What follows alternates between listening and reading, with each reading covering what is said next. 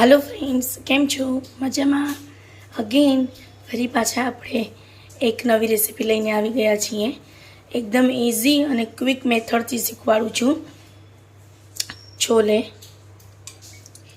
કાબુલી ચણા છે, છોલે ભટૂરે જે આપણે બનાવીએ છીએ એના છોલે કઈ રીતે બનાવવા એ એકદમ ઈઝી મેથડથી શીખવું છું, જેથી કરીને બિગનર્સને પણ એકદમ ફાસ્ટ આવડી જાય।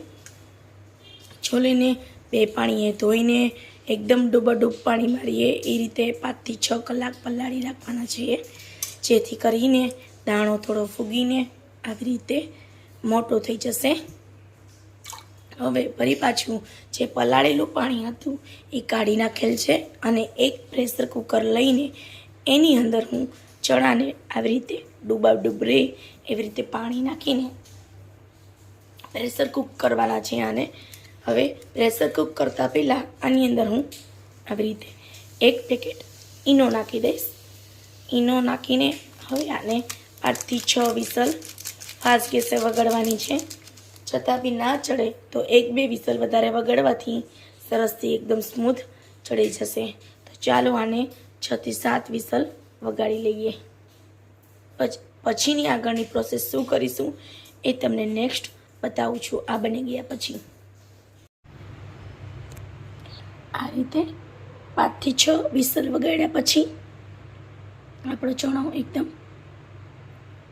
મેશ થઈ જાય છે, એટલો ગળી ગયો છે। આ રીતે એકાદ પાણીએ ધોઈ નાખવું, કેમ કે આપણે એની અંદર ઈનો એડ કરેલો હતો। હવે આગળ ગ્રેવી કેવી રીતે કરવી, ગ્રેવી કરીને વઘારવાનું છે। તો હવે એને ગ્રેવી કેવી રીતે કરવી એ આપણે જોઈ લઈએ। એક અનિયન લઈશ આવી રીતે, 2 ટામેટાં લેવાના છે, 5 થી 6 નંગ લસણ લેવાનું છે, 2 થી 3 આવી રીતે લીલા મરચાં, મોટા હોય તો મોટા અને નાના હોય તો નાના। આ રીતે 2 નંગ લેવા અથવા તો 3 નંગ લેવા। એક આદુનો ટુકડો આ રીતે લેવાનો છે। બધી જ વસ્તુને સારી રીતે કટિંગ કરીને ધોઈને ટામેટાં અને લીલા મરચાંને ધોવાના છે, આદુને ધોઈને આને કટિંગ કરીને બધી જ વસ્તુ મિક્સ કરી દેવાની છે મિક્સર ગ્રાઇન્ડરમાં। આપ જોઈ શકો છો મેં મિક્સર ગ્રાઇન્ડરમાં આ રીતે કપમાં જો આ રીતે કપમાં આવી પેસ્ટ બનાવી લેવાની છે। પેસ્ટ બનાવ્યા પછી હવે આગળ કેવી રીતે વઘારવું એ આપણે જોઈ લઈએ। આપણું તેલ આવી ગયું છે, તેલ હવે આવી રીતે ધીમે ધીમે એડ કરવું એની અંદર।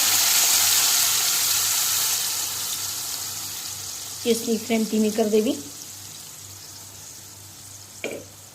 આ રીતે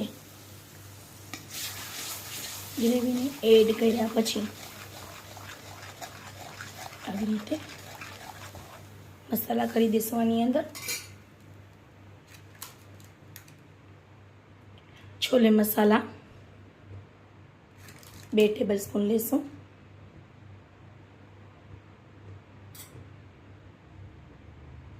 લાલ મરચું થોડું લેશું, હળદર પાવડર થોડો લેશું, સ્વાદ પ્રમાણે મીઠું લેશું। બધી જ વસ્તુ એડ કર્યા પછી હલાવતા રહેવાનું છે।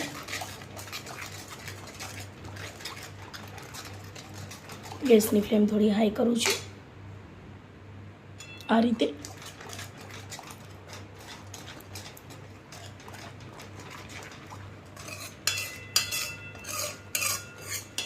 આને તમે જૈન પણ બનાવી શકો છો।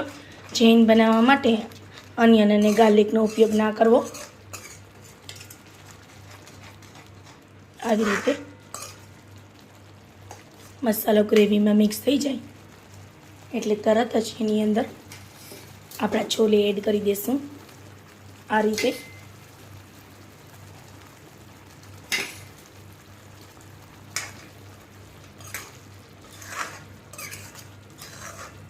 છોલે એડ કરી દેવાના છે બધા જ। આપણી પાસે અત્યારે કસ્તુરી મેથી અવેલેબલ નથી, એટલે આપણે લઈ નથી રહ્યા. જો કસ્તુરી મેથી હોય તો 2 હાથ વડે બરોબર એકદમ મસળીને પછી એની અંદર નાખવાની છે. હવે આને હાઈ ફ્લેમ ઉપર 5 થી 10 મિનિટ મિક્સ થવા દઈશું મસાલો બધો. લાસ્ટમાં કોરિએન્ડર ભભરાવીને ડિશમાં સર્વ કરવું. તો આ છે આપણી આજની રેસીપી છોલે અને ભટુરે. ભટુરેની અવેજીમાં પરોઠા પણ બનાવી શકાય છે. પરોઠા જોડે પણ આરામથી ખાઈ શકાય છે. તો આજની આ ક્વિક અને ઇઝી રેસીપી તમને કેવી લાગી અને જરૂરથી જણાવજો કમેન્ટ બોક્સમાં.